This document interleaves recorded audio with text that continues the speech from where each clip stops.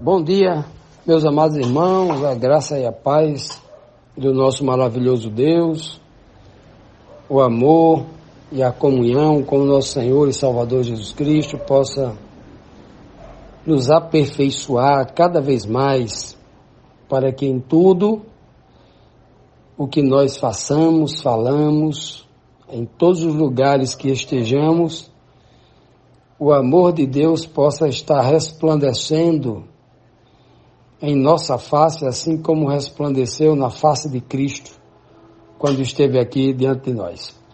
Meus amados, hoje, quarta-feira, nós vamos para mais duas perguntas da nossa lição bíblica diária. Só falando rapidamente que ontem nós vimos na lição que o sangue de Cristo é tão precioso, o sangue no sentido tipológico, né, que ele purifica a nossa consciência, não é? É algo interior. Veja que é tão lindo que na tipologia é utilizado o sangue de um animal, né? O sangue é um líquido que corre por dentro do homem, não por fora do homem, né? Olha que coisa maravilhosa, indicando aí a questão do espírito.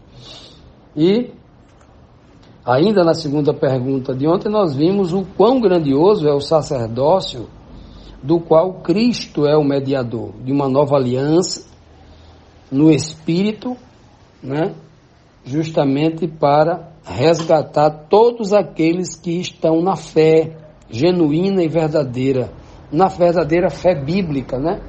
Tantos daqueles que viveram no período da antiga aliança, quanto os que vivem no período a partir do momento em que é estabelecida a nova aliança, a segunda aliança. Pois bem, hoje, na pergunta 7, nós temos aqui o seguinte questionamento: como o sangue está presente nas duas alianças e de que forma ocorre isso?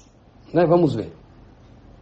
De fato, segundo a lei, quase todas as coisas são purificadas com sangue. E sem derramamento de sangue, não há perdão, não há remissão do pecado, né? Isso é Hebreus 9, versículo 22. Então ele começa dizendo, né, sempre está falando aqui da antiga aliança, que era necessário derramar sangue e tal. Ele fala, de fato, é verdade, né? Segundo a lei escrita, segundo a lei que é espiritual,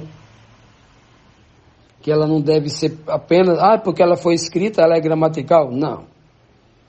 Os olhos enxergam a verdade gramatical, mas o espírito interpreta aquilo, né, e adapta aquela linguagem gramatical para um entendimento espiritual, fazendo o que a Bíblia chama de interpretação.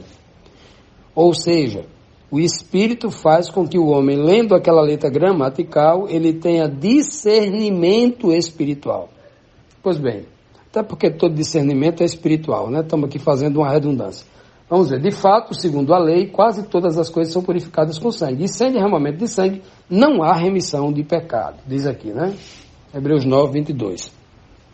Então, meus amados irmãos, como o sangue está presente nas duas alianças? Na primeira aliança, o sangue que estava presente no derramamento do sangue do cordeiro, da cabra, do bode, do carneiro, do boi, né, do novilho. Estava presente aí da pombinha, né? O homem muito pobre lá oferecia uma pombinha. E estava presente ali para que o pecado fosse remido, para que o pecado fosse expiado, para que a dívida do pecado fosse paga. Ok. Mas na segunda aliança, antes da segunda aliança fosse chancelada pelo batismo com o Espírito Santo lá no Pentecoste, era necessário que essa antiga aliança ela se cumprisse.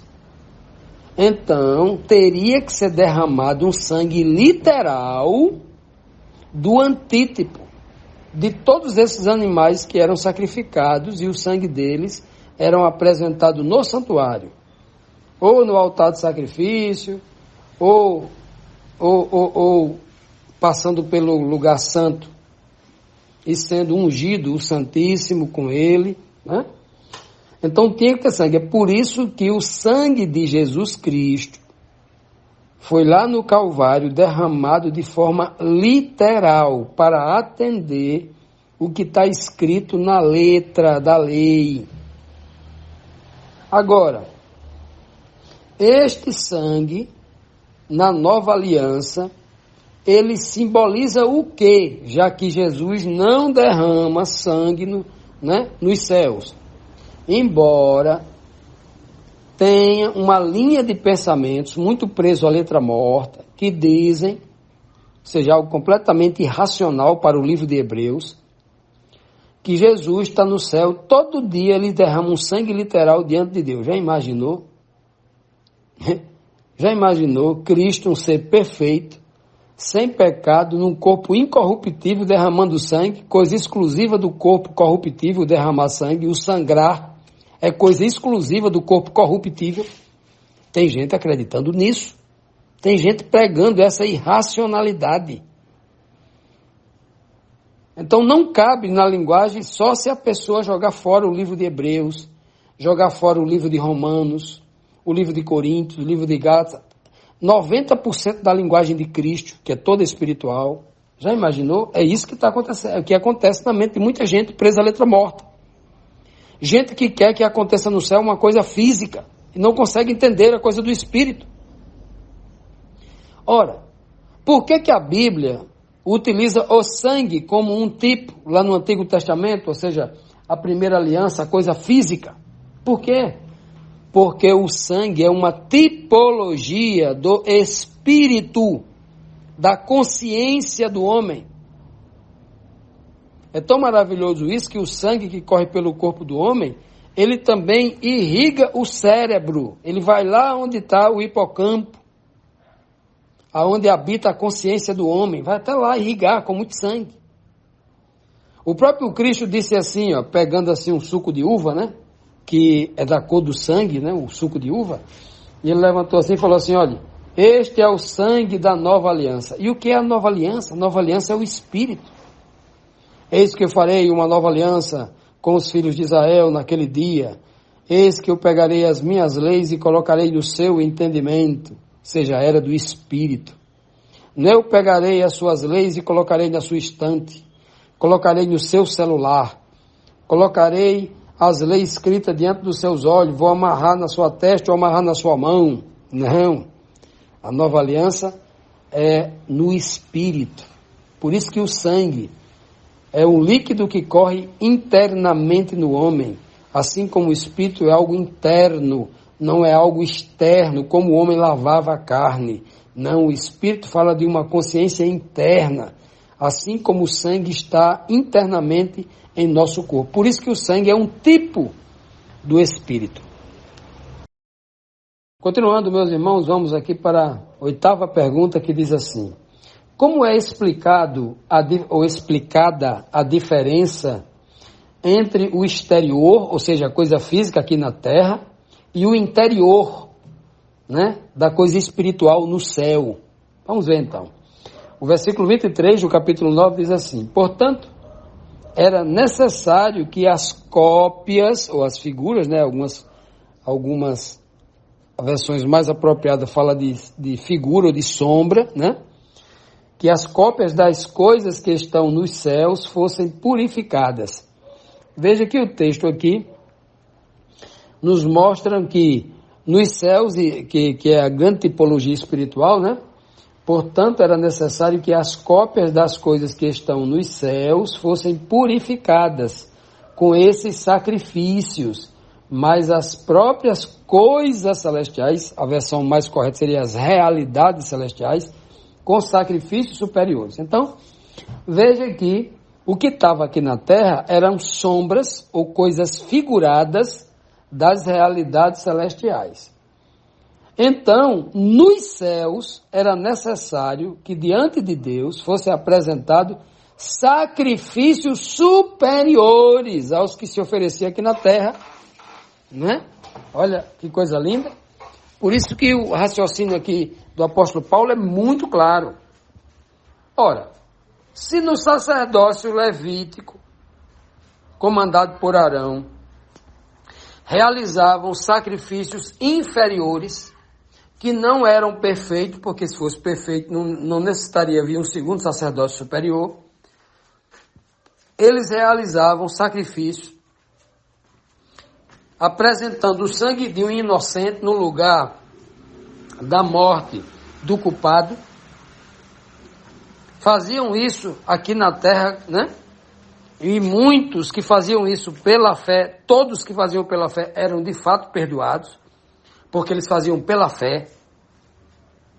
Na tipologia, né? Ou melhor, no antítipo que aquela tipologia representava, faziam pela fé, porque tudo que eles faziam estava baseado numa promessa. A palavra mais forte da antiga aliança, o que motivava o povo era a palavra promessa. Abraão viveu pela fé por causa da promessa. Abraão ia matar o seu filho por causa da promessa, tudo por causa da promessa, ok? Veja que mesmo estando realizando coisas físicas, tudo o que mantinha lá estava baseado em promessas. Tudo aquilo que eles faziam era motivados por promessas. E a promessa está intrinsecamente vinculada ao Espírito. Ok?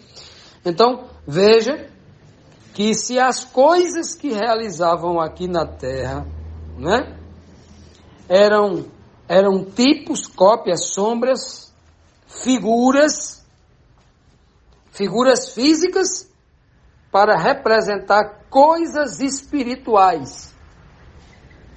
Era necessário que fossem os sacrifícios, entre aspas, celestiais, fossem superior a tudo que era físico aqui na terra. Os animais, o sangue, o santuário, tem que ser tudo superior. É por isso que Cristo se apresenta diante de Deus com sacrifícios superiores, sem ser necessário apresentar o seu sangue físico, né? Porque isso fazia parte de uma aliança aqui para a terra. E aí ele apresenta agora no Espírito. É por isso que Paulo, compreendendo essa grandeza do sacrifício de Cristo, ele vai dizer assim, ó, que a gente imite Cristo, ele fala lá em Romanos 12:1, né? Rogo-vos, pois, irmãos, pelas compaixões que há em Deus, que apresentei os vossos corpos, assim como Cristo apresentou o seu corpo literal, físico, diante de Deus, né? Como sacrifício vivo. Sacrifício, se até nós aqui na terra podemos nos apresentar diante de Deus por meio de Cristo como sacrifício vivo, imagine o próprio Cristo diante de Deus.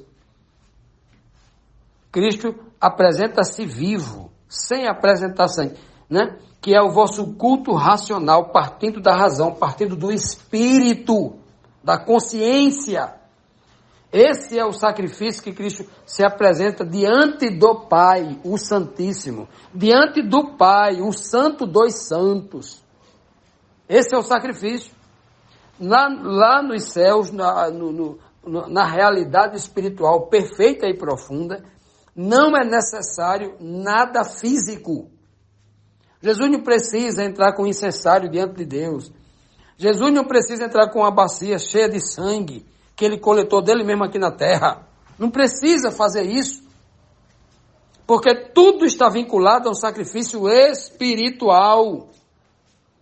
Enquanto nós não entendermos isso, a gente está com a mente, como diz o próprio apóstolo Paulo, preso aos antigos rudimentos. Ele está dizendo que a nossa mente é rudimentar. Não tem espírito em nossa mente. A gente está pensando com a cabeça dos outros.